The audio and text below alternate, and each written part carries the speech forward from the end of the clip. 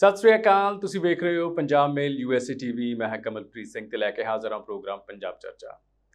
ਦੋਸਤੋ, ਇਸ ਪ੍ਰੋਗਰਾਮ ਦੇ ਵਿੱਚ ਅਸੀਂ ਹਮੇਸ਼ਾ ਪੰਜਾਬ ਦੇ ਬਹੁਤ ਸਾਰੇ ਇਹੋ ਜਿਹੇ ਮੁੱਦਿਆਂ ਨੂੰ ਤੁਹਾਡੇ ਸਾਹਮਣੇ ਲੈ ਕੇ ਆਉਂਦੇ ਹਾਂ ਜਿਨ੍ਹਾਂ ਤੇ ਚਰਚਾ ਕਰਨੀ ਬਹੁਤ ਜ਼ਿਆਦਾ ਜ਼ਰੂਰੀ ਹੈ। ਸੋ ਇਸ ਵੇਲੇ ਜਿੱਥੇ ਤੱਕ ਆਪਾਂ ਦੇਸ਼ ਦੀ ਰਾਜਨੀਤੀ ਤੇ ਆਰਥਿਕਤਾ ਦੀ ਗੱਲਬਾਤ ਕਰਦੇ ਰਹਿੰਦੇ ਹਾਂ, ਅੱਜ ਬਹੁਤ ਹੀ ਜ਼ਰੂਰੀ ਵਿਸ਼ੇ ਦੇ ਉੱਤੇ ਗੱਲ ਕਰਨੀ ਬਣਦੀ ਹੈ ਤੇ ਉਹ ਵਿਸ਼ਾ ਸੰਬੰਧਿਤ ਹੈ ਸਾਡੀ ਸਿਹਤ ਦੇ ਨਾਲ, ਕਿਉਂਕਿ ਕਹਿੰਦੇ ਆ ਜਾਨ ਹੈ ਤੇ ਜਹਾਨ ਹੈ। ਜੇਕਰ ਸਾਡੀ ਸਿਹਤ ਹੀ ਠੀਕ ਨਹੀਂ ਤੇ ਬਾਕੀ ਸਾਡੇ ਸਾਰੇ ਕੰਮਾਂ ਦਾ ਕੋਈ ਫਾਇਦਾ ਨਹੀਂ ਹੈ। ਸੋ ਅੱਜ ਇਸ ਸੰਬੰਧੀ ਸਾਨੂੰ ਜਾਣਕਾਰੀ ਦੇਣ ਦੇ ਲਈ ਸਾਡੇ ਨਾਲ ਮੌਜੂਦ ਨੇ ਡਾਕਟਰ ਵਿਤੁਲ ਕੇ ਗੁਪਤਾ ਜੀ। ਆਓ ਫਿਰ ਸਭ ਤੋਂ ਪਹਿਲੇ ਇਹਨਾਂ ਦਾ ਸਵਾਗਤ ਕਰਦੇ ਹਾਂ ਤੇ ਗੱਲਬਾਤ ਦਾ ਵਿਸ਼ਾ ਵੀ ਇਹਨਾਂ ਦੇ ਨਾਲ ਡਿਸਕਸ ਕਰਕੇ ਤੁਹਾਡੇ ਨਾਲ ਸਾਂਝਾ ਕਰਦੇ ਹਾਂ। ਡਾਕਟਰ ਸਾਹਿਬ, ਬਹੁਤ ਬਹੁਤ ਸਵਾਗਤ ਹੈ ਜੀ ਤੁਹਾਡਾ। ਸ਼ੁਕਰੀਆ ਜੀ। ਡਾਕਟਰ ਸਾਹਿਬ, ਜਿਵੇਂ ਕਿ ਅਸੀਂ ਦੇਖਿਆ ਕਿ ਦੇਸ਼ ਦੇ ਵਿੱਚ ਪਿਛਲੇ ਤਕਰੀਬਨ 2 ਸਾਲਾਂ ਦੇ ਉੱਤੋਂ ਇੱਕ ਮਹਾਮਾਰੀ ਨੇ ਸਾਡੇ ਉੱਤੇ ਬਹੁਤ ਜ਼ਿਆਦਾ ਪ੍ਰਕੋਪ ਛੱਡਿਆ ਹੋਇਆ ਔਰ ਉਹ ਮਹਾਮਾਰੀ ਹੈ ਕਰੋਨਾ ਦੀ। ਅੱਛਾ, ਕਰੋਨਾ ਦੀ ਅਸੀਂ ਇੱਕ ਲਹਿਰ ਹੈ ਉਹ ਵੀ ਦੇਖ ਚੁੱਕੇ ਹਾਂ, ਦੂਸਰੀ ਲਹਿਰ ਉਹ ਵੀ ਦੇਖ ਚੁੱਕੇ ਹਾਂ ਤੇ ਹੁਣ ਇੱਕ ਵਾਰਨਿੰਗ ਆ ਰਹੀ ਹੈ ਤੀਸਰੀ ਲਹਿਰ ਦੀ। ਸਭ ਤੋਂ ਪਹਿਲੇ ਡਾਕਟਰ ਸਾਹਿਬ, ਅਸੀਂ ਤੁਹਾਡੇ ਤੋਂ ਇਹ ਜਾਣਨਾ ਚਾਹਾਂਗੇ ਕਿ ਆਖਿਰ ਇਹ ਲਹਿਰ ਦਰ ਲਹਿਰ ਹੁੰਦੀ ਕੀ ਹੈ, ਇਹ ਵੇਵ ਕਿਸ ਤਰ੍ਹਾਂ ਬਣਦੀ ਹੈ ਔਰ ਕਿਸ ਤਰੀਕੇ ਦੇ ਨਾਲ ਸਾਨੂੰ ਪਤਾ ਲੱਗਦਾ ਹੈ ਕਿ ਇੱਕ ਬਿਮਾਰੀ, ਇੱਕ ਮਹਾਮਾਰੀ ਹੈ, ਉਹ ਕਿੰਨੇ ਲੇਅਰ ਦੇ ਵਿੱਚ ਆਏਗੀ, ਕਿੰਨੀਆਂ ਉਹਦੀਆਂ ਲਹਿਰਾਂ ਹੋਣਗੀਆਂ। ਥੋੜਾ ਜਿਹਾ ਸਾਡੇ ਦਰਸ਼ਕਾਂ ਨੂੰ ਇਹਦੇ ਬਾਰੇ ਜਾਣਕਾਰੀ ਦਿਓ। ਜਿਹੜੀ ਲਹਿਰ ਹੁੰਦੀ ਹੈ ਨਾ ਜੀ, ਬੇਸਿਕਲੀ ਆਪਾਂ ਇਹ ਮੰਨ ਕੇ ਚੱਲਦੇ ਹਾਂ ਕਿ ਜਦੋਂ ਤਕਲੀਫ ਵੱਧਦੀ ਹੈ ਉਹਨੂੰ ਆਪਾਂ ਲਹਿਰ ਕਹਿ ਦਿੰਦੇ ਹਾਂ, ਜਦੋਂ ਘਟਦੀ ਹੈ ਉਦੋਂ ਆਪਾਂ ਕਹਿ ਦਿੰਦੇ ਹਾਂ ਕਿ ਲਹਿਰ ਖਤਮ ਹੋ ਗਈ ਜੀ। ਜਦੋਂ ਪਹਿਲੀ ਲਹਿਰ ਆਈ ਸੀਗੀ, ਪਹਿਲੀ ਲਹਿਰ ਦਾ ਮਤਲਬ ਜਦੋਂ ਇਹ ਮਹਾਮਾਰੀ ਫੈਲੀ ਸੀਗੀ, ਉਦੋਂ ਆਪਾਂ ਸਾਰੇ ਆਪਦੇ ਤਰੀਕੇ ਅਪਣਾਏ, ਇਹਨਾਂ ਨੂੰ ਲੋਕਡਾਊਨ ਕੀਤਾ। ਲੋਕਡਾਊਨ ਨਾਲ ਅਸੀਂ ਟੈਸਟ ਕੀਤੇ, ਜਿਹਦੇ ਨਾਲ ਆਈਸੋਲੇਸ਼ਨ ਕੀਤੀ। ਆਈਸੋਲੇਸ਼ਨ ਦੇ ਹੋਣ ਨਾਲ ਜਿਹੜੀ ਮਹਾਮਾਰੀ ਹੈ ਜਾਂ ਜਿਹੜਾ ਵਾਇਰਸ ਹੈ ਉਹਦੀ ਇੱਕ ਬੰਦੇ ਤੋਂ ਦੂਜੇ ਬੰਦੇ ਤੱਕ ਜਾਣ ਦੀ ਜਿਹੜੀ ਪ੍ਰਕਿਰਿਆ ਸੀਗੀ ਉਹਨੂੰ ਅਸੀਂ ਇੱਕ ਠੱਲ ਪਾਇਆ, ਉਹਦੇ 'ਚ ਅਸੀਂ ਇੱਕ ਬ੍ਰੇਕ ਪਾਇਆ ਤਾਂ ਜੋ ਉਹ ਬਿਮਾਰੀ ਅੱਗੇ ਨਾ ਫੈਲੇ। ਸੋ ਜਿੰਨੀ ਦੇਰ ਤੱਕ ਆਪਾਂ ਲੋਕਡਾਊਨ ਰੱਖਿਆ ਉਨੀ ਦੇਰ ਤੱਕ ਉਹ ਬਿਮਾਰੀ ਇੱਕ ਬੰਦੇ ਤੋਂ ਦੂਜੇ ਬੰਦੇ ਤੱਕ ਨਹੀਂ ਫੈਲੀ ਤੇ ਇੱਕ ਵਾਰੀ ਜਿਹੜੀ ਬਿਮਾਰੀ ਵੱਧ ਕੇ ਉਦੋਂ ਬਾਅਦ ਉਹ ਘਟਣੀ ਸ਼ੁਰੂ ਹੋ ਗਈ ਤਾਂ ਉਹਨੂੰ ਆਪਾਂ ਪਹਿਲੀ ਲਹਿਰ ਕਿਹਾ। ਲਹਿਰ ਤੋਂ ਬਾਅਦ ਇੱਕ ਲਹਿਰ ਜਦੋਂ ਆਉਂਦੀ ਹੈ ਆਪਾਂ ਉਹਨੂੰ ਰੋਕਣ ਦੇ ਤਰੀਕੇ ਅਪਣਾਉਂਦੇ ਆ, ਜਿਹਦੇ 'ਚ ਲੋਕਡਾਊਨ, ਟੈਸਟਿੰਗ, ਟ੍ਰੇਸਿੰਗ ਤੇ ਆਈਸੋਲੇਸ਼ਨ, ਇਹ 4 ਚੀਜ਼ਾਂ 'ਚ ਅਸੀਂ ਵੰਡ ਲੈਂਦੇ ਆ। ਉਦੋਂ ਆਪਾਂ ਲੋਕਡਾਊਨ ਤਾਂ ਪੂਰਾ ਰੱਖਿਆ, ਟੈਸਟਿੰਗ ਕਿਤੇ ਨਾ ਕਿਤੇ ਸਾਡੀ ਪ੍ਰੋਪਰ ਨਹੀਂ ਹੋਈ। ਟੈਸਟਿੰਗ ਦੇ ਨਾ ਹੋਣ ਨਾਲ ਹੀ ਸਾਡੀ ਜਿਹੜੀ ਪ੍ਰਕਿਰਿਆ ਸੀਗੀ ਵਾਇਰਸ ਨੂੰ ਆਇਡੈਂਟੀਫਾਈ ਕਰਨ ਦੀ, ਲੋਕਾਂ ਨੂੰ ਪਛਾਣਨ ਦੀ ਵੀ ਇਹ ਲੋਕਾਂ ਨੂੰ ਵਾਇਰਸ ਹੈਗਾ, ਬਿਮਾਰੀ ਹੈਗੀ ਹੈ, ਉਹਨਾਂ ਨੂੰ ਆਪਾਂ ਦੂਜੇ ਲੋਕਾਂ ਤੋਂ ਅਲੱਗ ਕਰ ਦਿੰਦੇ ਸੀਗੇ, ਜਿਹਨੂੰ ਆਪਾਂ ਆਈਸੋਲੇਸ਼ਨ ਕਹਿੰਦੇ ਸੀਗੇ ਜੀ। ਸੋ ਆਪਾਂ ਨੂੰ ਇਹ ਦੇਖ ਕੇ ਵੀ ਕਿਹਨੂੰ ਬਿਮਾਰੀ ਹੈਗੀ ਹੈ ਉਹਨੂੰ ਆਪਾਂ ਵੱਖਰਾ ਕਰਕੇ ਅਸੀਂ ਵਾਇਰਸ ਦੀ ਜਿਹੜੀ ਅੱਗੇ ਵਧਣ ਦੀ ਜਿਹੜੀ ਰਫ਼ਤਾਰ ਸੀ ਉਹਨੂੰ ਘੱਟ ਕੀਤੀ। ਤਾਂ ਹੌਲੀ ਹੌਲੀ, ਕਿਉਂਕਿ ਇਕਨੋਮਿਕ ਸਟ੍ਰੈਸ ਸੀਗਾ, ਲੋਕਡਾਊਨ ਆਪਾਂ ਸਾਰਾ ਟਾਈਮ ਨਹੀਂ ਰੱਖ ਸਕਦੇ, ਆਪਾਂ ਉਹ ਲੋਕਡਾਊਨ 'ਚ ਢਿੱਲ ਦਿੱਤੀ। ਸਾਨੂੰ ਉਦੋਂ ਉਮੀਦ ਸੀਗੀ ਕਿ ਵੈਕਸੀਨ ਦੇ ਆਉਣ ਨਾਲ ਅਸੀਂ ਲੋਕਾਂ ਨੂੰ ਵੈਕਸੀਨ ਦੇ ਦਾਂਗੇ ਜਿਹਦੇ ਕਰਕੇ ਵਾਇਰਸ ਤੋਂ ਬਚਤ ਹੋਊਗੀ। ਪਰ ਜਦੋਂ ਆਪਾਂ ਢਿੱਲ ਦਿੱਤੀ, ਉਹ ਵਾਇਰਸ ਸਾਡੇ ਸੁਸਾਇਟੀ 'ਚ ਹੀ ਸਾਡੇ ਆਸੇ-ਪਾਸੇ ਮੌਜੂਦ ਸੀਗਾ, ਕਿਉਂਕਿ ਅਸੀਂ ਉਹਨੂੰ ਪੂਰੀ ਤਰ੍ਹਾਂ ਐਰੈਡੀਕੇਟ ਨਹੀਂ ਕਰ ਸਕੇ ਆਈਸੋਲੇਸ਼ਨ ਤੇ ਟੈਸਟਿੰਗ ਦੇ ਨਾਲ। ਸੋ ਜਦੋਂ ਉਹ ਲੋਕਾਂ ਨੇ ਆਪਸ 'ਚ ਮਿਲਣਾ ਜੁਲਣਾ ਸ਼ੁਰੂ ਕੀਤਾ ਦੁਬਾਰਾ, ਮੈਂ ਇਹਦੇ 'ਚ ਦੋਨੋਂ ਪਾਸੇ ਲੋਕਾਂ ਦਾ ਵੀ ਨੁਕਸ ਕੱਢੂੰਗਾ, ਸਰਕਾਰਾਂ ਦਾ ਵੀ ਨੁਕਸ ਕੱਢੂੰਗਾ। ਲੋਕਾਂ ਦਾ ਮੇਨ ਇਹ ਸੀਗਾ ਕਿ ਜਿਹੜਾ ਕੋਵਿਡ ਐਪਰੋਪ੍ਰੀਏਟ ਬਿਹੇਵੀਅਰ ਆਪਾਂ ਕਹਿੰਦੇ ਆ, ਜਿਹਦੇ 'ਚ ਹੈਂਡ ਹਾਈਜੀਨ, ਮਾਸਕ ਤੇ ਸੋਸ਼ਲ ਡਿਸਟੈਂਸਿੰਗ, ਇਹਦਾ ਧਿਆਨ ਬਿਲਕੁਲ ਨਹੀਂ ਰੱਖਿਆ ਗਿਆ। ਤੁਸੀਂ ਇੰਨੀਆਂ ਫੋਟੋਆਂ ਦੇਖੀਆਂ, ਬੰਗਾਲ 'ਚ ਇਲੈਕਸ਼ਨ ਹੋਏ, ਪੰਜਾਬ 'ਚ ਇਲੈਕਸ਼ਨ ਹੋਏ, ਯੂਪੀ 'ਚ ਇਲੈਕਸ਼ਨ ਹੋਏ, ਕੁੰਭ ਹੋਇਆ, ਉਹਦੇ ਨਾਲ ਜਿਹੜੇ ਲੋਕਾਂ ਦੀ ਆਪਸ 'ਚ ਇੰਟਰੈਕਸ਼ਨ ਸੀਗੀ, ਆਪਸ 'ਚ ਮਿਲਵਰਤਨ ਸੀਗਾ, ਉਹ ਵਧਿਆ। ਉਹ ਵਧਣ ਨਾਲ ਜਿਹੜਾ ਵਾਇਰਸ ਪਹਿਲਾਂ ਘਟ ਗਿਆ ਸੀਗਾ ਉਹਨੇ ਦੁਬਾਰਾ ਇੱਕ ਬੰਦੇ ਤੋਂ ਦੂਜੇ ਬੰਦੇ ਤੇ ਛਾਲ ਮਾਰਨੀ ਸ਼ੁਰੂ ਕੀਤੀ, ਜਿਹਦੇ ਕਰਕੇ ਇਹ ਦੂਜੀ ਲਹਿਰ ਆਈ। ਸੋ ਦੂਜੀ ਲਹਿਰ ਵੀ ਅਸੀਂ ਕੋਈ ਉਹਦੇ 'ਚ ਕੋਸ਼ਿਸ਼ ਨਹੀਂ ਕੀਤੀ, ਅਸੀਂ ਕੋਈ ਠੱਲ ਪਾਉਣ ਦੀ ਕੋਸ਼ਿਸ਼ ਨਹੀਂ ਕੀਤੀ। ਮੈਂ ਆਮ ਤੌਰ ਤੇ ਇੱਕ ਉਦਾਹਰਨ ਦਿੰਦਾ ਕਿ ਸਾਈਕਲੋਨ ਆਉਂਦਾ ਹੈ, ਉਹ ਆ ਕੇ ਚਲੇ ਜਾਂਦਾ ਹੈ, ਅਸੀਂ ਬਾਅਦ 'ਚ ਜਿੱਤ ਮਨਾਉਣੀ ਸ਼ੁਰੂ ਕਰ ਦਿੰਦੇ ਹਾਂ। ਪਰ ਇਹਦੀ ਇਹ ਪ੍ਰਕਿਰਿਆ ਕੀ ਹੋਈ ਕਿ ਇੱਕ ਵਾਰੀ ਸੈਕਿੰਡ ਲਹਿਰ ਆਈ, ਲੋਕਾਂ ਨੇ ਉਹਦੇ 'ਚ ਪਹਿਲੀ ਲਹਿਰ ਨਾਲੋਂ ਜ਼ਿਆਦਾ ਨੁਕਸਾਨ ਝੱਲਿਆ, ਜਿਹਦੇ 'ਚ ਆਕਸੀਜਨ ਦੀ ਘਾਟ, ਦਵਾਈਆਂ ਦੀ ਘਾਟ, ਪ੍ਰਾਈਵੇਟ ਡਾਕਟਰਾਂ ਕੰਨਿਓ ਵੱਧ ਪੈਸੇ ਲੈਣਾ, ਸਰਕਾਰੀ ਅਦਾਰਿਆਂ ਦੀ ਘਾਟ ਮਹਿਸੂਸ ਹੋਈ ਲੋਕਾਂ ਨੂੰ, ਤੇ ਉਹ ਫਿਰ ਅਸੀਂ ਲੋਕਡਾਊਨ ਕੰਨੀ ਨੂੰ ਆਏ। ਲੋਕਡਾਊਨ ਦੇ ਹੋਣ ਨਾਲ ਦੁਬਾਰਾ ਤੋਂ ਆਪਸ ਦੀ ਲੋਕਾਂ ਦੀ ਇੰਟਰੈਕਸ਼ਨ ਘਟ ਗਈ। ਜਿਹੜਾ ਵਾਇਰਸ ਸੀਗਾ ਇੱਕ ਦੂਜੇ ਤੋਂ ਜਾਣੋ ਜਿਹੜੀ ਠੱਲ ਪਈ, ਤਾਂ ਸਾਡੀ ਸੈਕੰਡ ਵੇਵ ਵੀ ਘਟ ਗਈ। ਹੁਣ ਦੁਬਾਰਾ ਤੋਂ ਜਦੋਂ ਲੋਕਡਾਊਨ ਘਟ ਰਿਹਾ ਹੈ, ਲੋਕਡਾਊਨ 'ਚ ਢਿੱਲ ਮਿਲ ਰਹੀ ਹੈ, ਤੁਸੀਂ ਫਿਰ ਦੇਖਿਆ ਹੋਣਾ ਦਿੱਲੀ ਦੀਆਂ ਫੋਟੋਆਂ ਆਈਆਂ, ਸਾਰੇ ਮਾਰਕੀਟਾਂ ਦੀਆਂ ਫੋਟੋਆਂ ਆਈਆਂ, ਸਬਜ਼ੀ ਮੰਡੀ ਦੀਆਂ ਆਈਆਂ, ਕਿ ਲੋਕਾਂ ਨੇ ਪ੍ਰਵਾਹ ਕਰਨੀ ਫਿਰ ਦੁਬਾਰਾ ਤੋਂ ਬੰਦ ਕਰਤੀ। ਜਿਹਦੇ ਤੇ ਸਾਡੇ ਮਾਹਰ ਇਹ ਕਹਿੰਦੇ ਹੈ ਕਿ ਜੇ ਅਸੀਂ ਪ੍ਰਵਾਹ ਨਹੀਂ ਕਰਾਂਗੇ, ਕਿਉਂਕਿ ਜਿੰਨੀ ਰਫ਼ਤਾਰ ਨਾਲ ਅਸੀਂ ਵੈਕਸੀਨੇਸ਼ਨ ਕਰਨ ਦਾ ਟੀਚਾ ਸੀਗਾ, ਉਹ ਕੁਝ ਕਾਰਨਾਂ ਕਰਕੇ ਉਹ ਵੈਕਸੀਨੇਸ਼ਨ ਅਸੀਂ ਨਹੀਂ ਕਰ ਪਾਏ ਜੀ। ਸੋ ਉਧਰੋਂ ਵੈਕਸੀਨੇਸ਼ਨ ਦੀ ਘਾਟ ਹੈ, ਉਧਰੋਂ ਲੋਕ ਹੈ ਜਿਹੜੇ ਉਹ ਕੋਵਿਡ ਐਪਰੋਪ੍ਰੀਏਟ ਬਿਹੇਵੀਅਰ ਨੂੰ ਅਡਾਪਟ ਨਹੀਂ ਕਰ ਰਹੇ, ਸੈਕੰਡ ਲਹਿਰ ਦੀ ਮਹਾਮਾਰੀ ਤੋਂ ਨੁਕਸਾਨ ਤੋਂ ਸੀਖ ਨਹੀਂ ਲੈ ਰਹੇ। ਤੋਂ ਇਸ ਕਰਕੇ ਜਿਹੜੇ ਮਾਹਰ ਹੈ ਸਾਡੇ, ਜਿਵੇਂ ਗੁਲੇਰੀਆ ਸਾਹਿਬ ਦਾ ਬਿਆਨ ਹੀ ਕੱਲ ਪਰਸੋਂ ਮੈਂ ਪੜ੍ਹ ਰਿਹਾ ਸੀਗਾ ਕਿ ਆਉਣ ਵਾਲੇ 6 ਤੋਂ 8 ਹਫ਼ਤਿਆਂ 'ਚ ਤੀਜੀ ਲਹਿਰ ਵੀ ਆ ਸਕਦੀ ਹੈ। ਉਹ ਆ ਸਕਣ ਦਾ ਸ਼ੱਕ ਆਪਾਂ ਇਸੇ ਤੋਂ ਪਾ ਰਹੇ ਹਾਂ। ਦੋਨੋਂ ਚੀਜ਼ਾਂ ਦੀ ਘਾਟ ਕਰਕੇ, ਇੱਕ ਵੈਕਸੀਨੇਸ਼ਨ ਦੀ ਘਾਟ, ਇੱਕ ਲੋਕਾਂ ਦੇ ਕੋਵਿਡ ਐਪਰੋਪ੍ਰੀਏਟ ਬਿਹੇਵੀਅਰ ਨੂੰ ਨਾ ਆਪਦੀ ਜ਼ਿੰਦਗੀ ਦਾ ਹਿੱਸਾ ਬਣਾਉਣ ਦੀ ਕਮੀ ਕਰਕੇ, ਇਹ ਮਾਹਰ ਕਹਿ ਰਹੇ ਹੈ ਕਿ ਤੀਜੀ ਵੇਵ ਵੀ 2-3 ਮਹੀਨਿਆਂ 'ਚ ਆਉਣ ਦਾ ਹੈਗਾ, ਅਨੁਮਾਨ ਹੈਗਾ ਜੀ। ਠੀਕ। ਅੱਛਾ ਡਾਕਟਰ ਸਾਹਿਬ, ਜਿਸ ਤਰ੍ਹਾਂ ਦੇ ਨਾਲ ਪਹਿਲਾਂ ਵੀ ਸੰਸਾਰ ਦੇ ਉੱਤੇ ਮਹਾਮਾਰੀਆਂ ਆਈਆਂ ਨੇ, ਜੇਕਰ ਆਪਾਂ ਇੱਕ ਬੈਕਗਰਾਉਂਡ ਇਹਦਾ ਦੇਖੀਏ, ਚੈੱਕ ਕਰੀਏ, ਤੇ ਇਹ ਕਿਹਾ ਜਾਂਦਾ ਕਿ ਤਕਰੀਬਨ ਹਰ 100 ਸਾਲ ਬਾਅਦ ਕੋਈ ਨਾ ਕੋਈ ਮਹਾਮਾਰੀ ਇਸ ਦੁਨੀਆ ਦੇ ਉੱਤੇ ਜ਼ਰੂਰ ਆਉਂਦੀ ਹੈ। ਤਾਂ ਪਿਛਲੀਆਂ ਜਿਹੜੀਆਂ ਮਹਾਮਾਰੀਆਂ ਨੇ, ਜੇਕਰ ਆਪਾਂ ਉਹਦਾ ਦੇਖੀਏ ਤਾਂ ਉਹ ਕਿੰਨੀ ਕੁ ਵੇਵ ਉਹਦੀਆਂ ਆਉਂਦੀਆਂ ਨੇ, ਔਰ ਕੀ ਇਹਦੇ 'ਚ ਕੋਈ ਵਾਕਈ ਕੋਈ ਗਿਣਤੀ ਮਿਨੀ ਮਿੱਥੀ ਹੈਗੀ ਇਸ ਤਰੀਕੇ ਦੇ ਨਾਲ ਹੈ ਕਿ 3 ਵੇਵ ਆਉਣਗੀਆਂ ਉਸ ਤੋਂ ਬਾਅਦ ਬਿਮਾਰੀ ਖਤਮ ਹੋ ਜਾਏਗੀ?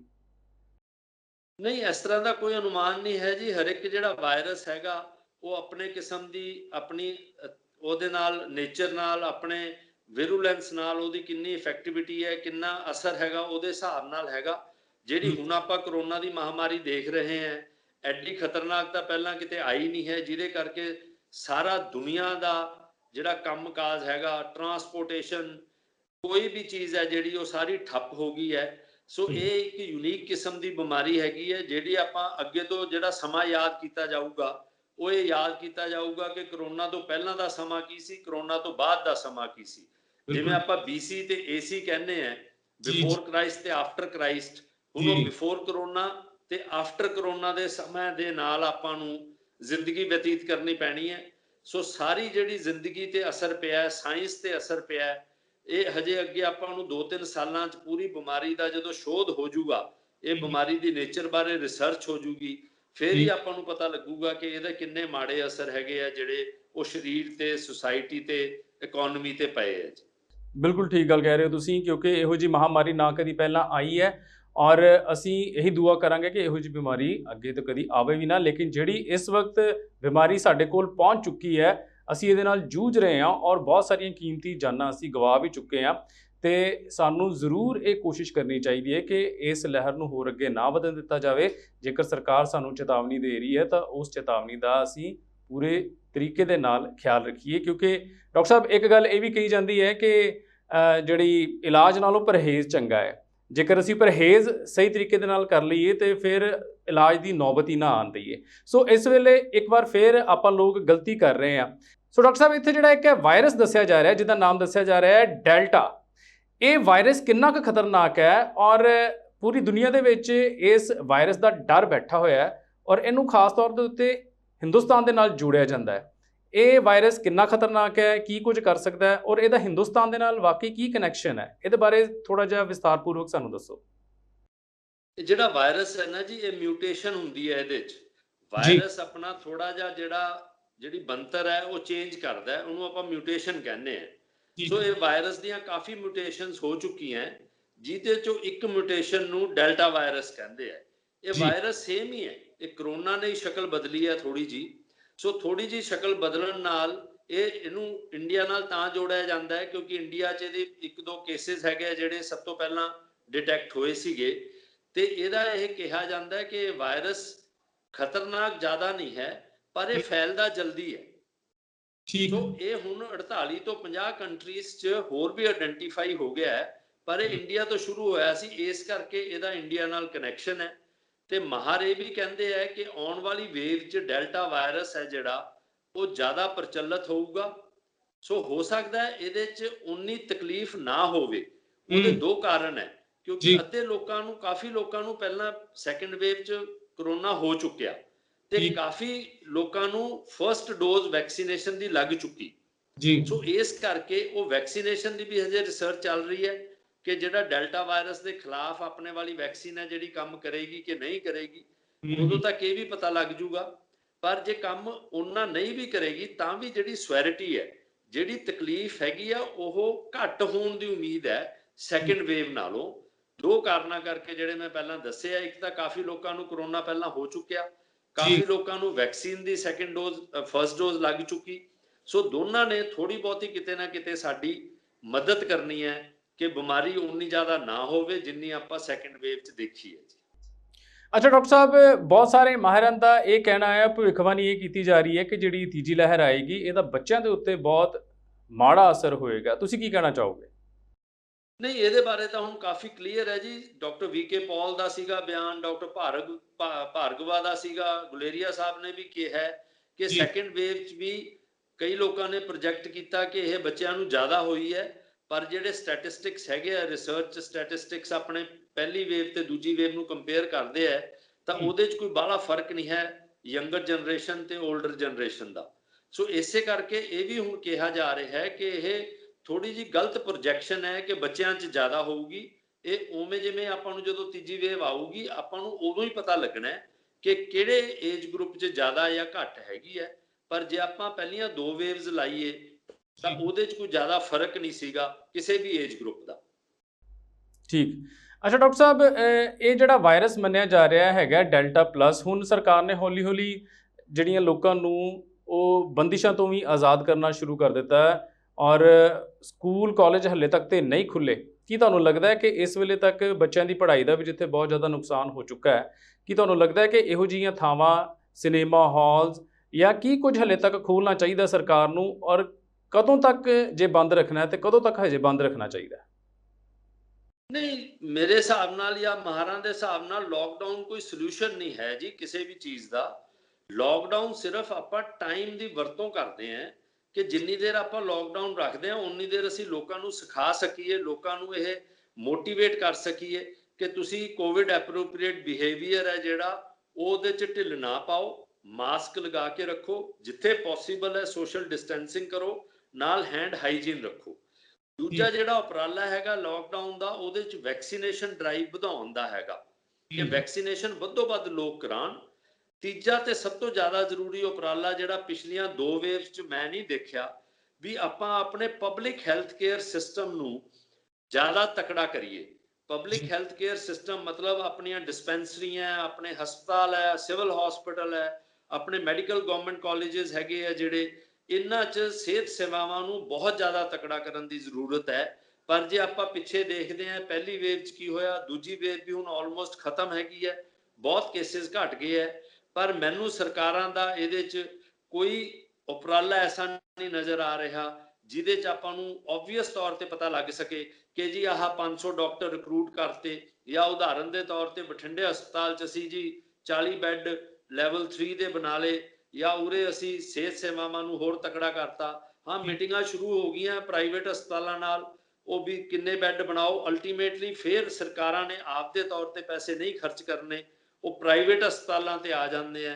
ਤੇ ਉਹਦੇ ਤੇ ਕੁਝ ਪ੍ਰਾਈਵੇਟ ਹਸਪਤਾਲ ਇਹੋ ਜਿਹੇ ਆ ਜਿਹੜੇ ਸਾਰੇ ਪ੍ਰੋਫੈਸ਼ਨ ਨੂੰ ਬਦਨਾਮ ਕਰਦੇ ਆ ਤੇ ਉਹ ਲੁਟੇਰੇ ਘਵਾਏ ਜਾਂਦੇ ਆ। ਸਾਰਾ ਪ੍ਰੋਫੈਸ਼ਨ ਡਾਕਟਰਸ ਦਾ ਇਸ ਦੇ ਬਾਵਜੂਦ ਕਿ 90% ਆਪਦਾ ਸਹੀ ਕੰਮ ਕਰਦੇ ਆ, ਸਹੀ ਲੋਕਾਂ ਦੀ ਸੇਵਾ ਕਰਦੇ ਆ, ਪਰ ਕੁਝ ਡਾਕਟਰਸ ਕਰਕੇ ਉਹ ਸਾਰਾ ਪ੍ਰੋਫੈਸ਼ਨ ਬਦਨਾਮ ਹੋ ਜਾਂਦਾ ਹੈ ਜੀ। ਸੋ ਜਿੰਨੀ ਦੇਰ ਤੱਕ ਲੋਕਡਾਊਨ ਦਾ ਆਪਾਂ ਫਾਇਦਾ ਨਹੀਂ ਉਠਾਉਂਦੇ, ਲੋਕਾਂ ਨੂੰ ਕੋਵਿਡ ਐਪਰੋਪ੍ਰੀਏਟ ਬਿਹੇਵੀਅਰ ਸਿਖਾ ਕੇ, ਵੈਕਸੀਨੇਸ਼ਨ ਨੂੰ ਵਧਾ ਕੇ ਤੇ ਆਪਣੀਆਂ ਸਰਕਾਰੀ ਸਿਹਤ ਸੇਵਾਵਾਂ ਨੂੰ ਮਜ਼ਬੂਤ ਕਰਕੇ, ਮੇਰਾ ਨਹੀਂ ਖਿਆਲ ਹੈਗਾ ਕਿ ਜੇ ਆਪਾਂ ਇਹ ਚੀਜ਼ਾਂ ਨਹੀਂ ਕਰਦੇ ਤਾਂ ਤੀਜੀ ਵੇਵ ਤੋਂ ਆਪਾਂ ਰੋਕ ਸਕਦੇ ਹਾਂ। ਜੀ ਡਾਕਟਰ ਸਾਹਿਬ, ਤੁਸੀਂ ਵੈਕਸੀਨੇਸ਼ਨ ਦੀ ਗੱਲ ਕੀਤੀ ਤੇ ਜੇਕਰ ਆਪਾਂ ਵੈਕਸੀਨੇਸ਼ਨ ਦੇ ਆંકੜੇ ਦੇਖੀਏ ਤਾਂ ਸਾਨੂੰ 1-2 ਦਿਨ ਤਾਂ ਇਹੋ ਜਿਹੇ ਜ਼ਰੂਰ ਮਿਲਣਗੇ ਜਦੋਂ ਹਿੰਦੁਸਤਾਨ ਨੇ 80 ਲੱਖ ਜਾਂ 80 ਲੱਖ ਤੋਂ ਜ਼ਿਆਦਾ ਵੈਕਸੀਨੇਸ਼ਨ ਇੱਕ ਦਿਨ ਦੇ ਵਿੱਚ ਕੀਤੀ। ਕੀ ਤੁਹਾਨੂੰ ਲੱਗਦਾ ਹੈ ਕਿ ਇੱਕ ਤਾਂ ਲੋਕਾਂ ਦੀ ਕਿਤੇ ਨਾ ਕਿਤੇ ਧਰਮ ਦੇ ਨਾਲ ਜੁੜੀ ਹੋਈ ਆਸਥਾ ਜਾਂ ਲੋਕਾਂ ਦੇ ਮਨ ਦੇ ਵਿੱਚ ਥੋੜਾ ਜਿਹਾ ਡਰ ਤੇ ਜਾਂ ਫਿਰ ਆਪਾਂ ਇਹ ਕਹਿ ਲਈਏ ਕਿ ਥੋੜਾ ਜਿਹਾ ਇਲਿਟਰੇਸੀ, ਅਨਪੜ੍ਹਤਾ ਲੋਕਾਂ ਦੀ ਇਹਦੇ ਵਿੱਚ ਇੱਕ ਬਾਧਾ ਬਣ ਰਹੀ ਹੈ? ਕੀ ਤੁਹਾਨੂੰ ਲੱਗਦਾ ਹੈ ਕਿ ਹਿੰਦੁਸਤਾਨ ਦੇ ਵਿੱਚ ਵੈਕਸੀਨੇਸ਼ਨ ਟਾਈਮ ਸਿਰ ਹੋ ਜਾਏਗੀ ਔਰ ਆਪਾਂ ਤੀਜੀ ਵੇਵ ਨੂੰ ਰੋਕ ਸਕਾਂਗੇ ਅੱਜ ਦੇ ਹਾਲਾਤ ਨੂੰ ਦੇਖਦੇ ਹੋਏ? ਇਹ ਬਹੁਤ ਵਧੀਆ ਸਵਾਲ ਹੈ ਜੀ ਤੁਹਾਡਾ। ਇਹਦੇ 'ਚ ਆਪਾਂ ਨੂੰ ਨਾ ਜੀ ਲੋਕਾਂ ਦਾ ਕਸੂਰ ਕੱਢਣਾ ਬਹੁਤ ਸੌਖਾ ਹੈ, ਜੀ ਪਰ ਅਸੀਂ ਜੇ ਸ਼ੁਰੂ ਤੋਂ ਦੇਖੀਏ ਤਾਂ ਇਹਦੇ 'ਚ ਸਾਡੇ ਲੀਡਰਾਂ ਨੇ, ਸਾਡੀਆਂ ਸਰਕਾਰਾਂ ਨੇ, ਸਾਡੇ ਜਿਹੜੇ ਧਰਮ ਦੇ ਪੈਰੋਕਾਰ ਹੈਗੇ ਆ, ਪੋਲੀਟੀਕਲ ਲੀਡਰਸ਼ਿਪ ਹੈ, ਉਹਨਾਂ ਦਾ ਸਭ ਦਾ ਯੋਗਦਾਨ ਹੈਗਾ ਗਲਤ ਧਾਰਨਾਵਾਂ ਫੈਲਾਉਣ ਵਾਸਤੇ। ਜਿਵੇਂ ਇੱਕ ਲੀਡਰ ਨੇ ਕਹਿਤਾ ਇਹ ਤਾਂ ਬੀਜੇਪੀ ਦੀ ਵੈਕਸੀਨ ਹੈ ਜੀ, ਮੈਂ ਤਾਂ ਲਵਾਉਂਦਾ ਨਹੀਂ। ਦੂਜੇ ਸਾਡੇ ਇੱਕ ਬਾਬੇ ਨੇ ਕਹਿਤਾ ਕਿ ਵੈਕਸੀਨ ਲਵਾਉਣ ਦਾ ਫਾਇਦਾ ਕੀ ਹੈ, ਵੈਕਸੀਨ ਤਾਂ ਮੂਰਖ ਬੰਦੇ ਲਵਾਉਂਦੇ ਆ, ਤਾਂ ਮੇਰਾ ਤੁਸੀਂ ਆਹ ਕਰੋ ਤੇ ਵੈਕਸੀਨੇਸ਼ਨ ਦੀ ਲੋੜ ਹੀ ਨਹੀਂ ਹੈ। ਉਹਨੇ ਇੰਨਾ ਵੀ ਖਿਆਲ ਨਹੀਂ ਕੀਤਾ ਕਿ ਸਾਡੇ ਪ੍ਰਧਾਨ ਮੰਤਰੀ ਨੇ ਵੀ ਵੈਕਸੀਨ ਲਗਵਾਈ ਵੀ ਹੈ, ਉਹਨਾਂ ਦਾ ਉਹ ਮਿੱਤਰ ਹੈ। ਸੋ ਕਿਤੇ ਨਾ ਜੀ ਸਾਰੀਆਂ ਚੀਜ਼ਾਂ ਨੂੰ ਲੈ ਕੇ ਉਹ ਲੋਕਾਂ 'ਚ ਥੋੜਾ ਭਰਮ ਪੈਦਾ ਹੋ ਗਿਆ। ਭਰਮ ਪੈਦਾ ਹੋਣ ਨਾਲ ਕੀ ਹੁੰਦਾ ਹੈ ਕਿ ਅਫਵਾਹਾਂ ਜਲਦੀ ਫੈਲਦੀਆਂ। ਹੁਣ ਸਾਡੇ ਇੱਧਰ ਰੀਜਨ 'ਚ ਫੈਲਿਆ ਹੋਇਆ ਜੀ, ਜਿਹੜਾ ਵੈਕਸੀਨ ਲਵਾਊਗਾ ਇੰਪੋਰਟੈਂਟ ਹੋ ਜਾਊਗਾ ਜੀ, ਲੇਡੀਜ਼ ਜੇ ਵੈਕਸੀਨ ਲਵਾਉਣਗੀਆਂ ਉਹਨਾਂ ਦੇ ਬੱਚੇ ਨਹੀਂ ਹੋਣੇ ਜੀ। ਸੋ ਉਹ ਰੂਰਲ ਏਰੀਆਜ਼ ਕਹਿ ਲਓ, ਅਰਬਨ ਏਰੀਆਜ਼ ਕਹਿ ਲਓ, ਉਹ ਅਫਵਾਹਾਂ ਜਦੋਂ ਆਪਾਂ ਇੱਕ ਸ਼ੱਕ ਪੈਦਾ ਕਰ ਦਈਏ ਨਾ ਜੀ, ਉਹ ਸ਼ੱਕ 'ਚੋਂ ਸ਼ੱਕ ਨਿਕਲੀ ਜਾਂਦੇ ਆ ਅੱਗੇ। ਸੋ ਇਸ ਕਰਕੇ ਇਹ ਸਾਰਿਆਂ ਨੂੰ ਰਲ ਮਿਲ ਕੇ ਮੈਂ ਇੱਕ ਹੈਲਪਲਾਈਨ ਸ਼ੁਰੂ ਕੀਤੀ ਹੋਈ ਹੈ, ਆਪਣਾ ਫੋਨ ਨੰਬਰ ਦਿੱਤਾ ਹੋਇਆ। ਆਪਣੇ ਸਾਡੇ ਹਸਪੀਟਲ 'ਚ ਪਿਛਲੇ 15 ਦਿਨਾਂ ਤੋਂ ਰੈਗੂਲਰ ਵੈਕਸੀਨੇਸ਼ਨ ਕੈਂਪ ਲੱਗ ਰਹੇ ਹੈ। ਸੋ ਅਸੀਂ ਆਪਦੇ ਤੌਰ ਤੇ ਯੋਗਦਾਨ, ਜੇ ਹਰ ਇੱਕ ਬੰਦਾ ਯੋਗਦਾਨ ਇਹ ਪਾਊਗਾ ਕਿ ਇਹ ਅਫਵਾਹਾਂ ਹੈ ਜੀ, ਇੱਕ ਵੈਕਸੀਨ ਹੀ ਚੀਜ਼ ਐਸੀ ਹੈ ਜਿਹੜੀ ਲੰਬੇ ਤੌਰ ਤੇ ਸਾਨੂੰ ਕੋਵਿਡ ਤੋਂ ਬਚਾਏਗੀ, ਭਾਵੇਂ ਉਹ ਤੀਜੀ ਲਹਿਰ ਹੈ, ਭਾਵੇਂ ਚੌਥੀ ਲਹਿਰ ਹੈ, ਭਾਵੇਂ ਪੰਜਵੀਂ ਲਹਿਰ ਹੈ। ਸੋ ਜੇ ਅਸੀਂ ਵੈਕਸੀਨੇਸ਼ਨ ਨਹੀਂ ਕਰਵਾਉਂਦੇ, ਕੋਵਿਡ ਐਪਰੋਪ੍ਰੀਏਟ ਬਿਹੇਵੀਅਰ ਨਹੀਂ ਵਰਤਦੇ, ਤਾਂ ਸਾਨੂੰ ਕੋਈ ਤਾਕਤ ਨਹੀਂ ਬਚਾ ਸਕਦੀ ਤੀਜੀ, ਚੌਥੀ ਜਾਂ ਪੰਜਵੀਂ ਵੇਵ ਤੋਂ।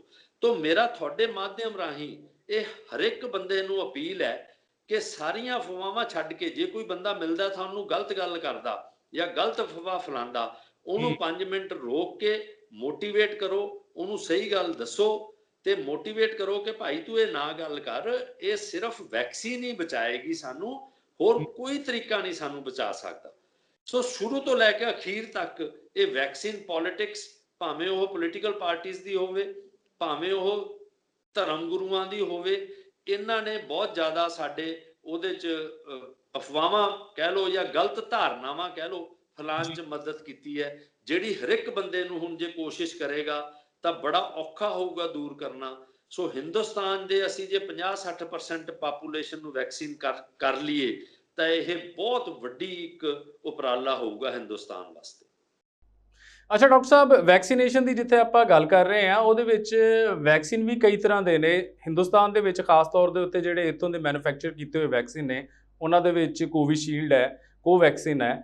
ਇਸ ਤੋਂ ਇਲਾਵਾ ਅਸੀਂ ਵਿਦੇਸ਼ਾਂ ਤੋਂ ਵੀ ਹੁਣ ਬਹੁਤ ਸਾਰੇ ਇਹੋ ਜਿਹੇ ਵੈਕਸੀਨ ਆਰਡਰ ਕੀਤੇ ਨੇ, ਜਿਨ੍ਹਾਂ ਦੇ ਵਿੱਚ ਸਪੂਤਨਿਕ ਵੀ ਹੈ, ਔਰ ਵਿਦੇਸ਼ਾਂ ਦੇ ਵਿੱਚ ਹੋਰ ਬਹੁਤ ਸਾਰੀਆਂ ਕੰਪਨੀਆਂ ਜਿੱਦਾਂ ਫਾਈਜ਼ਰ ਹੈ, ਮੋਡਰਨਾ ਹੈ ਨਾ, ਜੌਨਸਨ ਐਂਡ ਜੌਨਸਨ ਹੈ। ਹੁਣ ਹਰੇਕ ਜਿਹੜਾ ਵੈਕਸੀਨ ਹੈ ਉਹਦੀ ਆਪਣੀ ਇੱਕ ਸਮਰੱਥਾ ਹੈ, ਤੇ ਕੀ ਤੁਹਾਨੂੰ ਲੱਗਦਾ ਹੈ ਕਿ ਕਿਹੜਾ ਵੈਕਸੀਨ ਹੈ? ਲੋਕਾਂ ਦੇ ਮਨਾਂ ਦੇ ਵਿੱਚ ਇਹ ਬੜੀ ਇੱਕ ਸ਼ੰਕਾ ਹੈ ਕਿ ਮੈਂ ਇਹ ਵਾਲਾ ਨਹੀਂ, ਕਿਉਂਕਿ ਇਹਦੀ ਤੇ ਸਮਰੱਥਾ ਥੋੜੀ ਘੱਟ ਲੱਗਦੀ, ਮੈਂ ਇਹ ਵਾਲਾ ਵੈਕਸੀਨ ਲਗਵਾਵਾਂਗਾ, ਇਸ ਤਰ੍ਹਾਂ ਦਾ ਵੈਕਸੀਨ ਹੋਏਗਾ ਤੇ ਮੈਂ ਲਗਾਵਾਂਗਾ। ਤੁਸੀਂ ਇਹਦੇ ਬਾਰੇ ਕੀ ਕਹਿਣਾ ਚਾਹੋਗੇ ਕਿ ਕਿਹੜਾ ਵੈਕਸੀਨ ਲਗਵਾਉਣਾ ਚਾਹੀਦਾ? ਨਹੀਂ, ਮੇਰੇ ਮੁਤਾਬਕ ਤਾਂ ਜੀ ਜਲਦੀ ਤੋਂ ਜਲਦੀ ਵੈਕਸੀਨ ਲਗਵਾਉਣਾ ਚਾਹੀਦਾ ਜਿਹੜਾ ਅਵੇਲੇਬਲ ਹੈਗਾ। ਜਿਵੇਂ ਹੁਣ ਸਾਡੇ ਅਵੇਲੇਬਲ ਕੋਵਿਸ਼ੀਲਡ ਹੈਗਾ, ਕੋਵਿਸ਼ੀਲਡ ਵੀ 80 ਤੋਂ 85% 86% ਦੀ ਐਫੀਕੇਸੀ ਹੈਗੀ ਹੈ। ਮੰਨ ਲਓ ਫਾਈਜ਼ਰ ਵਾਲਾ ਵੈਕਸੀਨ ਜ਼ਿਆਦਾ ਬੈਟਰ ਇਹਦੇ ਨਾਲੋਂ ਸਟੈਟਿਸਟਿਕਸ ਕਹਿੰਦੇ ਆ ਜਾਂ ਰਿਸਰਚ ਕਹਿੰਦੀ ਹੈ, ਜੇ ਉਹ 6 ਮਹੀਨੇ ਨਹੀਂ ਆਂਦਾ ਤਾਂ ਇਹਦਾ ਮਤਲਬ ਅਸੀਂ ਉਹ 10% ਵਾਸਤੇ ਜਾਂ 7% ਐਫੀਕੇਸੀ ਵਧਾਉਣ ਵਾਸਤੇ ਆਪਦੇ ਆਪ ਨੂੰ ਐਕਸਪੋਜ਼ ਤਾਂ ਨਹੀਂ ਕਰ ਸਕਦੇ ਕਰੋਨਾ ਵਾਇਰਸ ਤੋਂ। ਤੋਂ ਮੇਰਾ ਤਾਂ ਇਹ ਕਹਿਣਾ ਜੀ ਜਿਹੜੀ ਵੈਕਸੀਨ ਅਵੇਲੇਬਲ ਹੈਗੀ ਹੈ, ਜਿਹੜੀ ਵੈਕਸੀਨ ਤੁਹਾਨੂੰ ਲੱਗ ਸਕਦੀ ਹੈ, ਉਹ ਜਲਦੀ ਤੋਂ ਜਲਦੀ ਲਗਵਾਉਣੀ ਚਾਹੀਦੀ ਹੈ। ਰਿਸਰਚ ਆ ਜੂਗੀ ਜੀ ਅੱਗੇ ਵੀ, ਜਿਹੜਾ ਬੂਸਟਰ ਸ਼ਾਟ ਹੈਗਾ, ਬੂਸਟਰ ਆਪਾਂ ਕਿਹੜਾ ਲਗਵਾਉਣਾ ਹੈ, ਉਹ ਤੁਸੀਂ ਚੂਜ਼ ਕਰਕੇ ਆਪਦਾ ਸਾਲ 1.5 ਸਾਲ ਬਾਅਦ ਜਿਵੇਂ ਜਿਵੇਂ ਸਾਡੇ ਕੋਲੇ ਤੱਥ ਆਣਗੇ ਕਿ ਆਹ ਬੰਦਾ ਲਵਾ ਸਕਦਾ ਹੈ, ਉਦੋਂ ਤੁਸੀਂ ਚੂਜ਼ ਕਰ ਸਕਦੇ ਹੋ। ਪਰ ਇਸ ਵੇਲੇ ਤਾਂ ਸਾਡਾ ਇੱਕੋ ਹੀ ਟੀਚਾ ਹੋਣਾ ਚਾਹੀਦਾ ਹੈ ਕਿ ਜਿਹੜੀ ਅਵੇਲੇਬਲ ਵੈਕਸੀਨ ਹੈਗੀ ਹੈ ਉਹ ਵੱਧੋ ਵੱਧ ਬੰਦੇ ਲਗਵਾਉਣ, ਇਸ ਗੱਲ ਦੀ ਵੇਟ ਨਾ ਕਰਨ ਕਿ ਮੈਂ ਕੋਵੈਕਸੀਨ ਲਵਾਉਂਗਾ, ਕੋਵਿਸ਼ੀਲਡ ਲਵਾਉਂਗਾ, ਫਾਈਜ਼ਰ ਲਵਾਉਂਗਾ ਜਾਂ ਮੋਡਰਨਾ ਜਾਂ ਸਪੁਤਨਿਕ ਲਵਾਉਂਗਾ, ਕਿਉਂਕਿ ਉਹ ਜਿਹੜਾ ਟਾਈਮ ਹੈ ਨਾ ਜੀ ਉਹ ਸਾਡੇ ਵਾਸਤੇ ਬਹੁਤ ਡੇਂਜਰਸ ਸਾਬਤ ਹੋ ਸਕਦਾ ਹੈ। ਤਾਂ ਸਾਨੂੰ ਪ੍ਰੋਟੈਕਸ਼ਨ ਚਾਹੀਦੀ ਹੈ। ਪ੍ਰੋਟੈਕਸ਼ਨ ਇਹ ਕਾਫੀ ਹੱਦ ਤੱਕ ਠੀਕ ਠਾਕ ਦੇ ਰਹੀਆਂ ਜਿਹੜੀਆਂ ਆਲਰੇਡੀ ਵੈਕਸੀਨਸ ਹੈਗੀਆਂ। ਸੋ ਮੇਰਾ ਤਾਂ ਇਹ ਮੰਨਣਾ ਹੈ ਜੀ ਕਿ ਜਿਹੜੀ ਵੈਕਸੀਨ ਅਵੇਲੇਬਲ ਹੈਗੀ ਹੈ, ਜਿਹੜੀ ਜਲਦੀ ਤੋਂ ਜਲਦੀ ਲੱਗ ਸਕਦੀ ਹੈ ਉਹ ਲਗਵਾਓ। ਜਿਵੇਂ ਜਿਵੇਂ ਰਿਸਰਚ ਦੇ ਤੱਥ ਆਉਣਗੇ ਆਪਾਂ ਉਦੋਂ ਬਾਅਦ ਚੂਜ਼ ਕਰ ਸਕਦੇ ਹਾਂ ਕਿ ਸਾਲ ਬਾਅਦ ਆਪਾਂ ਕਿਹੜੀ ਵੈਕਸੀਨ ਅੱਗੇ ਲਵਾਉਣਾ ਚਾਹੁੰਦੇ ਹਾਂ। ਠੀਕ ਹੈ ਡਾਕਟਰ ਸਾਹਿਬ, ਜਿਸ ਤਰ੍ਹਾਂ ਦੇ ਨਾਲ ਸਾਡੇ ਕੋਲ ਇੱਥੇ ਇਸ ਵਕਤ ਉਪਲਬਧਤਾ ਸੀ ਕਿ ਆਪਾਂ ਕੋਵਿਸ਼ੀਲਡ ਵੈਕਸੀਨ ਲਗਵਾ ਲਈ। ਹੁਣ ਜੇਕਰ ਮੰਨ ਲਓ ਕਿ ਕੋਵਿਸ਼ੀਲਡ ਦੀ ਸ਼ਾਰਟੇਜ ਆਉਂਦੀ ਹੈ, ਉਸ ਤੋਂ ਬਾਅਦ ਅਗਲੀ ਜਿਹੜੀ ਵੈਕਸੀਨ ਹੈ ਕੋਵੈਕਸੀਨ, ਅਸੀਂ ਇੱਕ ਡੋਜ਼ ਇੱਕ ਵੈਕਸੀਨ ਦੀ ਲਗਵਾ ਚੁੱਕੇ ਹਾਂ, ਤੇ ਕੀ ਅਸੀਂ ਦੂਸਰੀ ਡੋਜ਼ ਕਿਸੇ ਦੂਸਰੇ ਵੈਕਸੀਨ ਦੀ ਲਗਵਾ ਸਕਦੇ ਹਾਂ? ਨਹੀਂ, ਹਜੇ ਤੱਕ ਤਾਂ ਰਿਸਰਚ ਨਹੀਂ ਕਹਿੰਦੀ ਜੀ। ਇਹਦੇ ਬਾਰੇ 2-3 ਸਟੱਡੀਜ਼ ਚੱਲ ਰਹੀਆਂ, ਇੰਡੀਆ 'ਚ ਵੀ ਸਟੱਡੀਜ਼ ਚੱਲ ਰਹੀਆਂ। ਇਹਨੂੰ ਆਪਾਂ ਮਿਕਸਿੰਗ ਆਫ ਵੈਕਸੀਨਸ ਕਹਿੰਦੇ ਆ, ਪਰ ਹਜੇ ਤੱਕ ਇਹ ਰਿਕਮੈਂਡਡ ਨਹੀਂ ਹੈਗੀ ਹੈ। ਜਿਹੜੀ ਇੱਕ ਵੈਕਸੀਨ ਪਹਿਲਾਂ ਲੱਗੀ ਆ ਉਹੀ ਲਗਵਾਉਣੀ ਚਾਹੀਦੀ ਹੈ। ਜਦੋਂ ਤੱਕ ਕਿ ਆਪਣੇ ਕੋਲੇ ਗਵਰਨਮੈਂਟ ਦੀਆਂ ਕੋਈ ICMR ਦੀਆਂ ਗਾਈਡਲਾਈਨਸ ਨਹੀਂ ਆਉਂਦੀਆਂ ਕਿ ਸਾਡੇ ਕੋਲੇ ਵੈਕਸੀਨ ਦੀ ਘਾਟ ਹੈਗੀ ਹੈ, ਇਹ ਸਟੱਡੀਜ਼ ਹੋ ਗਈਆਂ ਕਿ ਇੱਕ ਬੰਦੇ ਦੇ ਪਹਿਲਾਂ ਕੋਵਿਸ਼ੀਲਡ ਲੱਗੀ ਵੀ ਆ, ਉਹ ਕੋਵੈਕਸੀਨ ਲਗਵਾ ਸਕਦਾ ਕਿ ਨਹੀਂ ਲਗਵਾ ਸਕਦਾ। ਹਜੇ ਤੱਕ ਗਵਰਨਮੈਂਟ ਕੰਨਿਓ ਐਸੀਆਂ ਕੋਈ ਰਿਕਮੈਂਡੇਸ਼ਨਸ ਨਹੀਂ ਹੈਗੀਆਂ।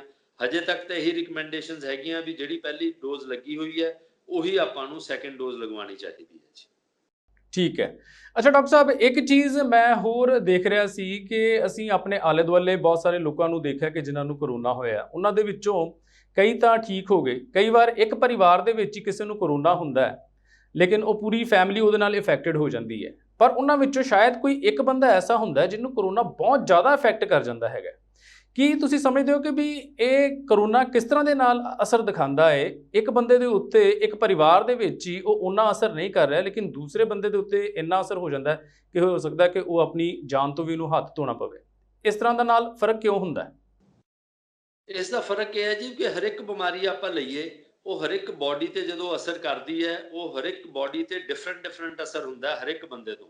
ਜੇ ਆਪਾਂ ਸ਼ੂਗਰ ਦੇ ਮਰੀਜ਼ ਲੈਂਦੇ ਆ, ਕਿਸੇ ਦੀਆਂ ਅੱਖਾਂ ਤੇ ਜ਼ਿਆਦਾ ਅਸਰ ਹੈ, ਕਿਸੇ ਦੀ ਗੁਰਦਿਆਂ ਤੇ ਅਸਰ ਹੈਗਾ, ਕਿਸੇ ਨੂੰ ਕੋਈ ਫਰਕ ਹੀ ਨਹੀਂ ਪੈਂਦਾ, 300 ਲੈ ਕੇ ਘੁੰਮੀ ਜਾਂਦਾ, ਕਿਸੇ ਦੇ ਪੈਰਾਂ ਤੇ ਅਸਰ ਹੈਗਾ। ਐਂ ਜਦੋਂ ਵੀ ਵਾਇਰਸ ਇਹ ਅਟੈਕ ਕਰਦਾ ਬਾਡੀ ਤੇ, ਉਹ ਬਾਡੀ ਕਿਵੇਂ ਰਿਐਕਟ ਕਰਦੀ ਹੈ, ਉਹ ਕਿਵੇਂ ਉਹਦੇ ਨਾਲ ਲੜਦੀ ਹੈ ਵਾਇਰਸ ਨਾਲ, ਉਸ ਤੇ ਡਿਪੈਂਡ ਕਰਦਾ ਹੈ। ਜੇ ਵਾਇਰਸ ਬਾਡੀ ਦੇ ਅੰਦਰ ਜਾਂਦਾ, ਬਾਡੀ ਬਹੁਤ ਜ਼ਿਆਦਾ ਜ਼ੋਰ ਨਾਲ ਲੜਦੀ ਹੈ ਤਾਂ ਉਹ ਬੰਦੇ ਨੂੰ ਕੋਈ ਫਰਕ ਨਹੀਂ ਪਊਗਾ, ਕਿਉਂਕਿ ਉਹਦੀ ਇਮਿਊਨਿਟੀ ਜ਼ਿਆਦਾ ਹੈ, ਉਹਦੀ ਵਾਇਰਸ ਨਾਲ ਲੜਨ ਦੀ ਤਾਕਤ ਜ਼ਿਆਦਾ ਹੈ। ਸੋ ਇਸ ਕਰਕੇ ਹਰ ਇੱਕ ਬੰਦੇ ਤੇ ਵਾਇਰਸ ਹੈ ਜਿਹੜਾ ਉਹ ਵੱਖਰੋ ਕਿਸਮ ਨਾਲ ਅਸਰ ਕਰਦਾ ਹੈ।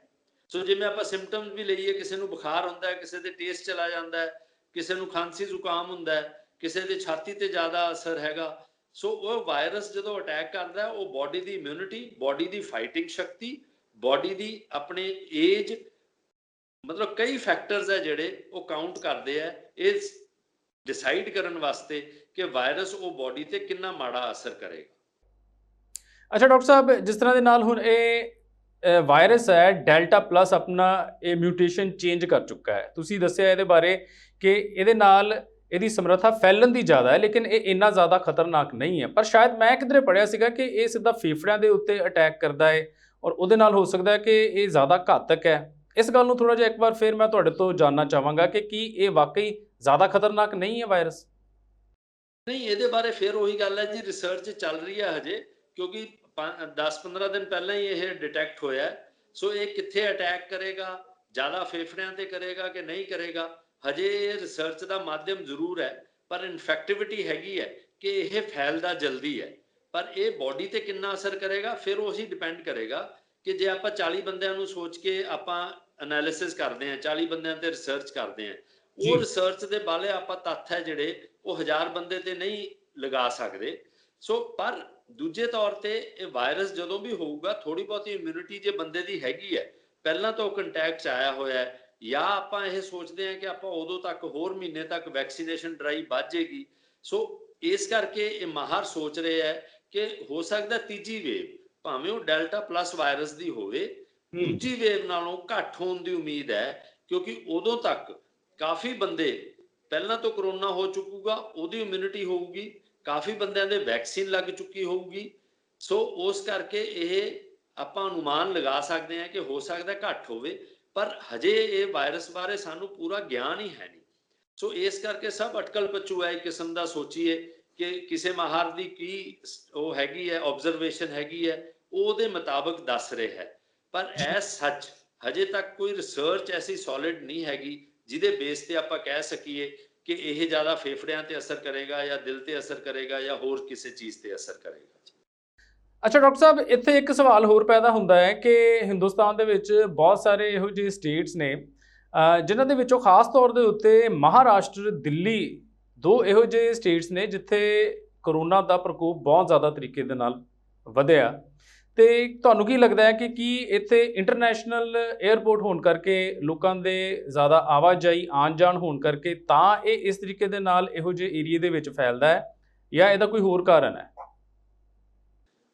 ਨਹੀਂ, ਕਾਰਨ ਤਾਂ ਲੋਕਾਂ ਦੀ ਮਿਕਸਿੰਗ ਹੈ ਜੀ। ਡੈਫੀਨੇਟਲੀ ਜਦੋਂ ਸ਼ੁਰੂ ਹੋਇਆ ਸੀਗਾ ਉਦੋਂ ਬਾਹਰੋਂ ਇੰਪੋਰਟਡ ਬਿਮਾਰੀ ਕਹਿੰਦੇ ਸੀਗੇ, ਆਮ ਤੌਰ ਤੇ ਪਿੰਡਾਂ 'ਚ ਕਹਿੰਦੇ ਸੀ ਜੀ ਇਹ ਤਾਂ ਜਹਾਜ਼ਾਂ ਵਾਲਿਆਂ ਦੀ ਬਿਮਾਰੀ ਹੈ ਜੀ, ਸਾਡੇ ਤਾਂ ਹੈ ਹੀ ਨਹੀਂ। ਜਦੋਂ ਪਹਿਲੀ ਵੇਵ ਆਈ ਹੈ ਡੈਫੀਨੇਟਲੀ ਉਦੋਂ ਜਿਹੜਾ ਇੰਟਰਨੈਸ਼ਨਲ ਟਰੈਵਲ ਸੀਗਾ ਉਹਦੇ ਕਰਕੇ ਹੋਇਆ, ਪਰ ਮੇਰਾ ਖਿਆਲ ਹੁਣ ਉਹਨਾਂ ਨਹੀਂ ਹੈ, ਕਿਉਂਕਿ ਦੂਜੀ ਵੇਵ 'ਚ ਆਪਣੇ ਕੰਟਰੀ ਜ਼ਿਆਦਾ ਸੀਗਾ, ਸੋ ਆਪਾਂ ਜ਼ਿਆਦਾ ਫੈਲਾਉਣ ਦੀ ਸਮਰੱਥਾ ਰੱਖਦੇ ਸੀਗੇ।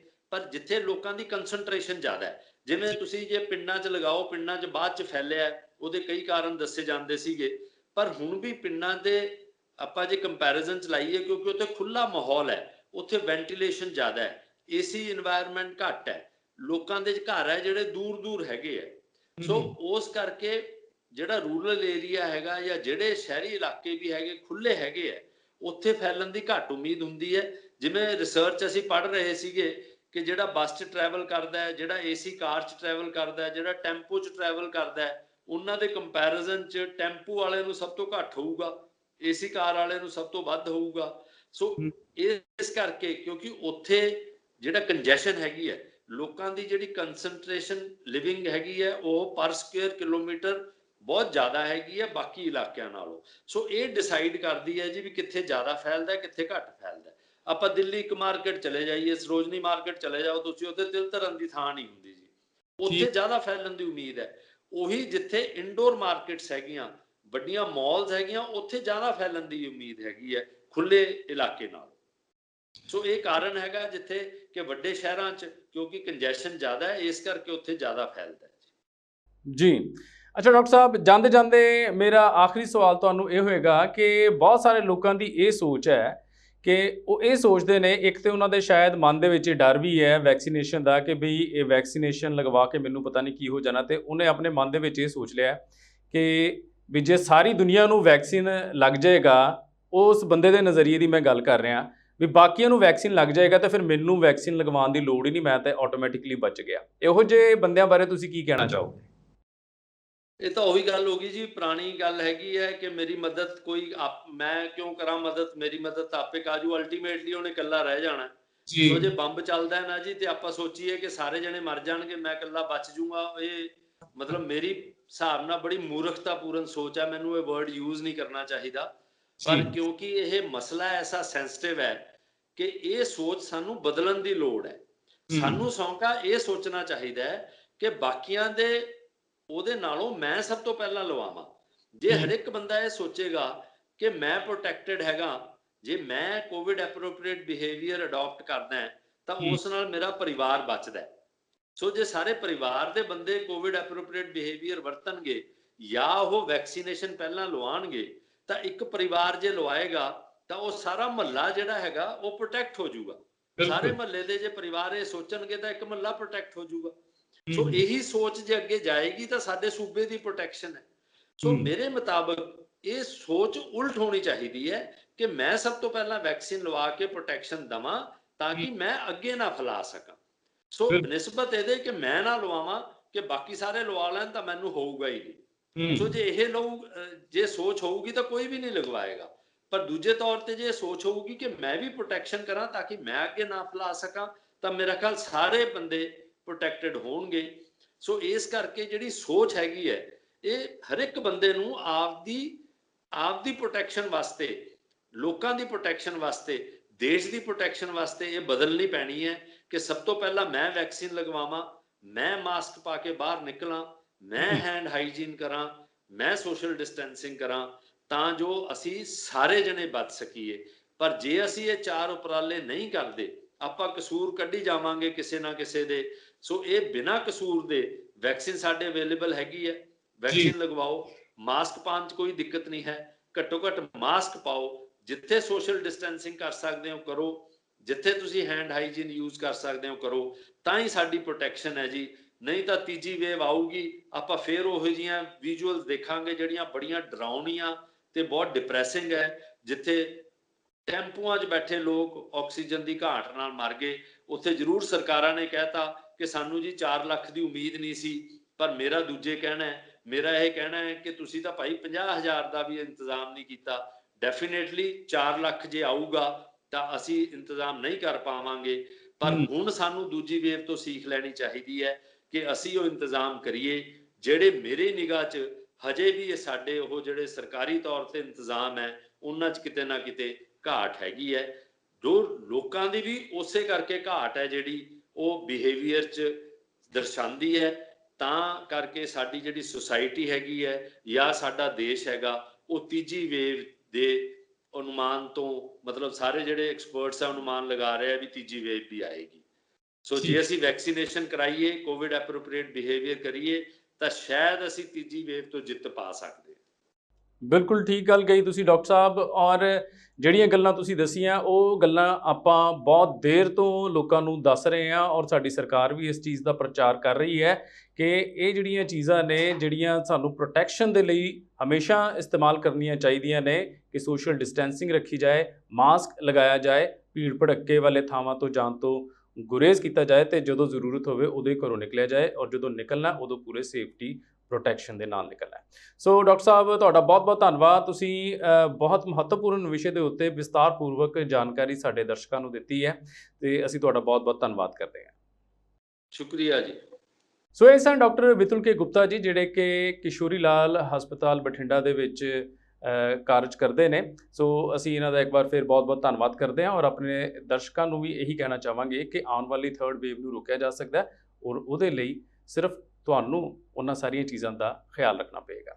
ਸੋ ਇਹਨਾਂ ਹੀ ਗੱਲਾਂ ਦੇ ਨਾਲ ਅੱਜ ਦੇ ਇਸ ਪ੍ਰੋਗਰਾਮ ਪੰਜਾਬ ਚਰਚਾ ਨੂੰ ਅਸੀਂ ਇੱਥੇ ਹੀ ਖਤਮ ਕਰਦੇ ਹਾਂ। ਉਮੀਦ ਹੈ ਕਿ ਤੁਹਾਨੂੰ ਇਹ ਤੋਂ ਭਰਪੂਰ ਜਾਣਕਾਰੀ ਮਿਲੀ ਹੋਏਗੀ। ਸੋ ਹੋਰ ਵੀ ਬਹੁਤ ਸਾਰੀਆਂ ਇਹੋ ਜਿਹੀਆਂ ਭਰਪੂਰ ਜਾਣਕਾਰੀ ਵਾਲੀਆਂ ਗੱਲਾਂ ਤੇ ਪ੍ਰੋਗਰਾਮ ਦੇਖਣ ਦੇ ਲਈ ਤੁਸੀਂ ਵੇਖਦੇ ਰਹੋ ਪੰਜਾਬ ਮੇਲ USA TV। ਮੈਨੂੰ ਦੇ ਦਿਓ ਇਜਾਜ਼ਤ। ਧੰਨਵਾਦ।